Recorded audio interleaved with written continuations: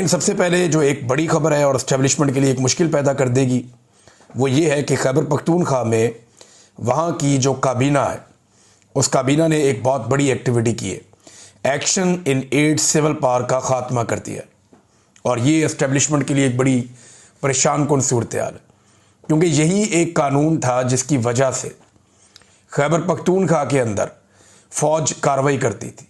यानी इस कानून के तहत ही वो अपने इख्तियारात का इस्तेमाल करते थे। जब ये कानून ख़त्म हो गया तो अब वो अपने इख्तियारात का इस्तेमाल जब करेंगे तो वो किसी कानून के तहत नहीं होगा। पेशावर हाई कोर्ट ने इसे पहले ही इंसानी हकूक़ की खिलाफ वर्जी करार दिया था। चंद दिन पहले इसके ऊपर एक करारदाद पास हुई थी। चंद दिन तो नहीं हो गए, चंद माह हो गए। खैबर पख्तूनख्वा की असम्बली से इसके खिलाफ एक करारदाद मंजूर हुई थी, लेकिन गंडापुर साहब शदीद दबाव के बावजूद इस कानून को ख़त्म नहीं कर पाए। लेकिन अभी इसको अनाउंस किया है शफीउल्लाह जान साहब ने, जो मावने खसूसी हैं सुहेल आफरीदी के। ये आए हैं जी बैरिस्टर सैफ की जगह पे, जो अली अमीन गंडापुर के साथ मौजूद थे। बैरिस्टर सैफ वही शख्सियत है जो जेल में जाकर बार बार इमरान खान साहब से मिल लेते थे। बहुत सारे लोग ये मानते हैं कि उनके एस्टेब्लिशमेंट के साथ बड़े अच्छे ताल्लुकात हैं। तो बैरिस्टर सैफ की जगह ये आए, बिल्कुल डिफरेंट आदमी है और सुहेल आफरीदी की एक ऐसी चॉइस है जिन्होंने बहुत खुलकर बात की है। और ये क्योंकि नौजवान है, आईएसएफ से इन लोगों का ताल्लुक है, तो ये पॉलिटिक्स भी बड़ी खुलकर कर रहे हैं और किसी जगह पे बैक फुट पे जाते हुए दिखाई नहीं देते। तो मीडिया के महाज के ऊपर मैंने देखा कि शफीउल्लाह जान एक बड़ी एनर्जेटिक आवाज़ है पाकिस्तान तहरीक इंसाफ की। तो देखिए पोटेंशियल कितना होता है नौजवानों में। अगर नौजवानों पर भरोसा किया जाए तो उनमें बहुत पोटेंशियल होता है। वो बहुत बड़ी उम्र के लोगों से ज़्यादा ना सिर्फ एनर्जेटिक है बल्कि ज़्यादा काम भी कर सकते हैं। बहरहाल इन्होंने अनाउंस किया कि action in aid civil power का खात्मा हो गया। अब ये खात्मा होने के बाद फ़ौज किस हैसियत में खैबर पख्तूनख्वा में ऑपरेशन करेगी, ये अब आने वाले दिनों में हम इसके ऊपर नज़र रखेंगे।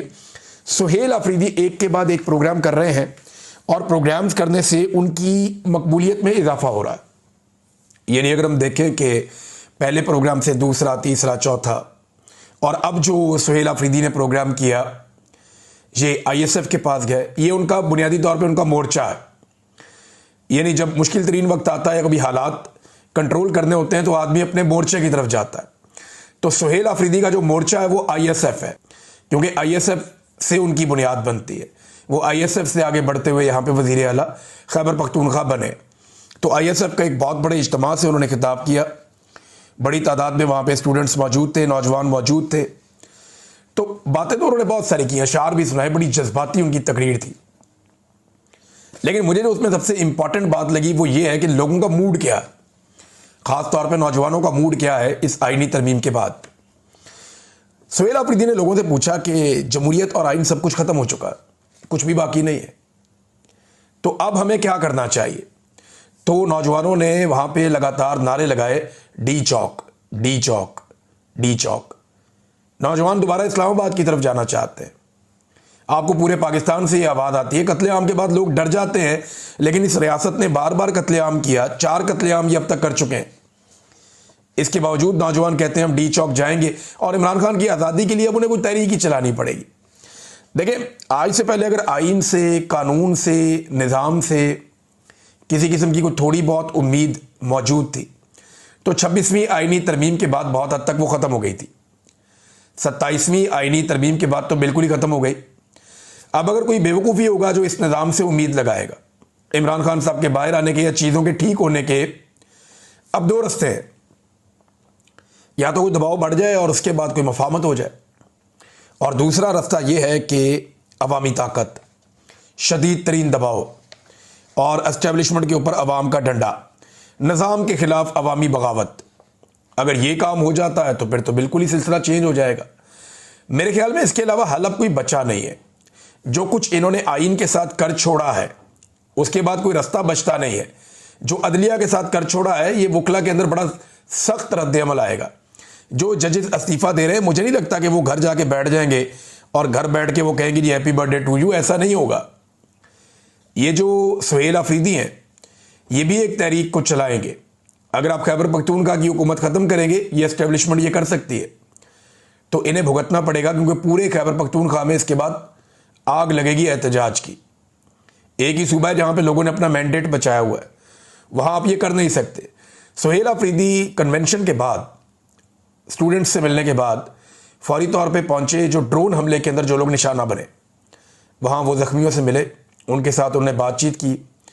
ये एक जेस्चर है कि वो लोगों के साथ खड़े, और जो ड्रोन हमलों की तरह ज़्यादतियाँ हो रही हैं वो उनके ख़िलाफ़ है, और वो नहीं चाहते कि आम शहरियों के ऊपर ड्रोन हमले किए जाएं।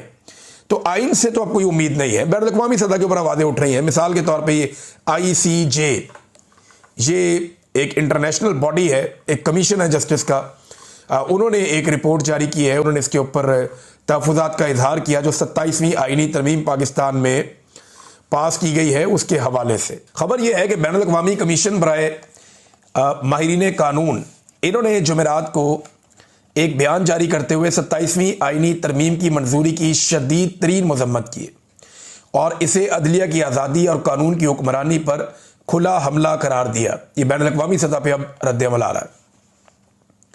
गुज़िश्ता साल भी ICJ ने 26वीं आइनी तरमीम के नाफिज होने को अदलिया की आज़ादी के लिए एक धचका करार दिया था।